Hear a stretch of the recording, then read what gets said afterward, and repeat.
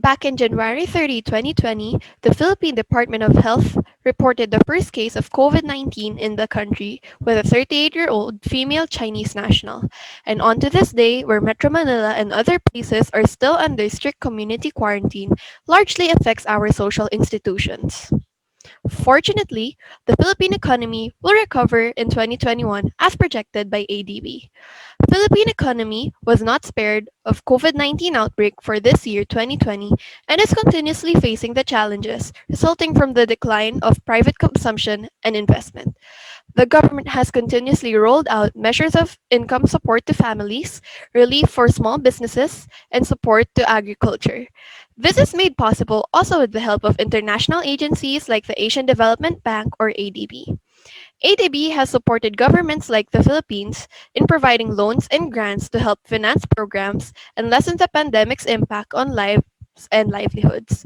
So far, ADB has provided aid amounting already to $2.3 billion. dollars. According to Kelly Bird, ADB's country director for the Philippines, the country has started recovery slow and fragile for the rest of this year, and growth will accelerate in 2021. Philippine government is still preparing additional fiscal support for poor households, displaced workers, and other affected sectors like tourism and transportation. This is Sofia Miñoza reporting live from JBHD News Station.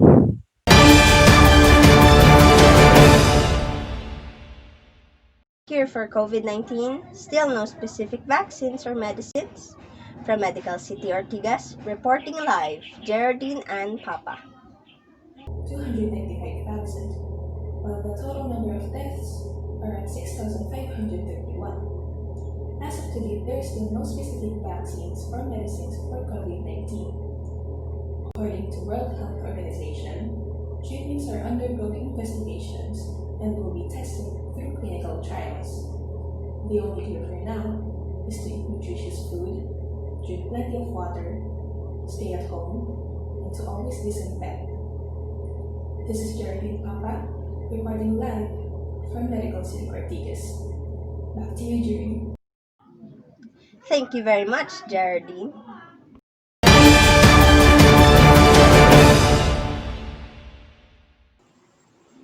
October 5, 2020, classes resume in the Philippines on Monday through distance learning. This means that the teachers and students will not conduct the traditional face-to-face setup. It will be delivered through a mix of modular learning, online learning, and TV and radio broadcasts. The new normal: education in the Philippines amidst COVID-19 pandemic.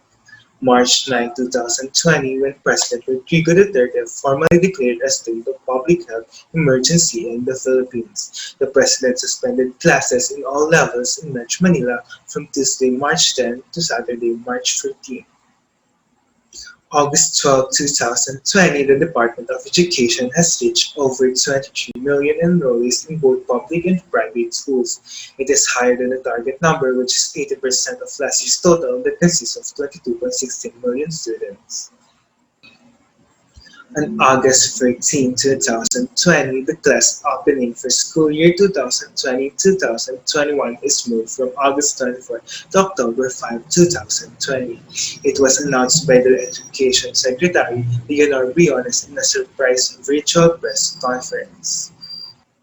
On May 8, 2020, the Department of Education released the guidelines on enrollment for school year 2020-2021 in the context of public health emergency due to COVID-19.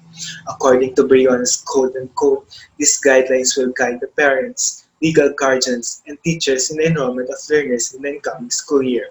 This policy provides a range of options to facilitate the enrollment of learners for all public schools in the basic education and alternative learning system programs nationwide.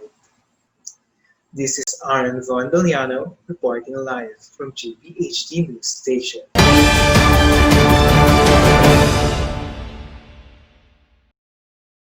COVID-19 and the poverty pandemic? Many jobs have no paid sick leaves. Irregular workers, including those who are paid on a per output, takay, or pakyaw basis, are particularly vulnerable.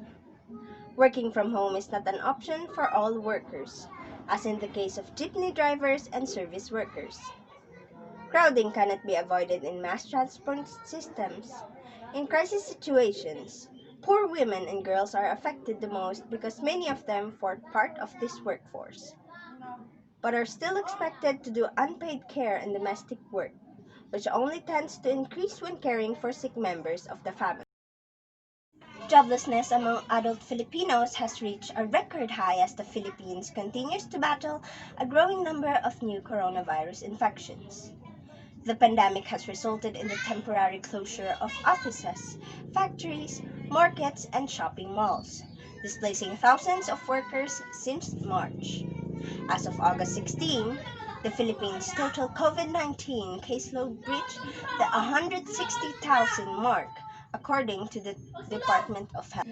A survey done by the independent pollster Social Weather Stations revealed that during the pandemic, unemployment in the country rose by 28 points from 17.5% in December 2019. It is a new record high since the 34.4% in March 2012. The proportion of those who lost their job or livelihood during the coronavirus crisis is slightly higher in urban areas at 23% than in rural areas at 18%. It is highest in the Luzon region at 23%, followed by the Visayas at 19%, Mindanao at 19%, and the national capital at 18%. This may be impossible in densely populated, impoverished communities such as San Roque, where families live in one or two-room dwellings and share bathrooms with neighbors.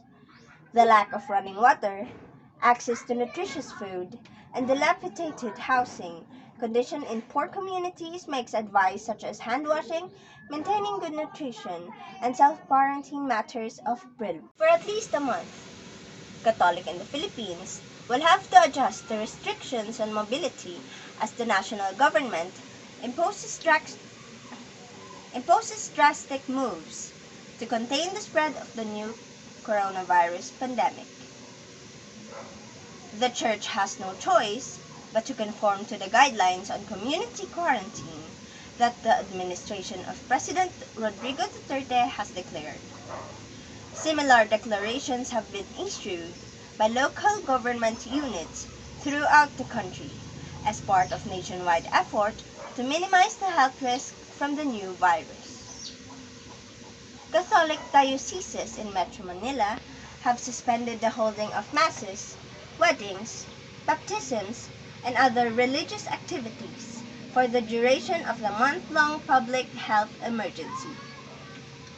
Nevertheless, churches in Manila will remain open so that people may come and find solace in silent prayer. Jurienvie Lucidos reporting live from JBHD News Studio.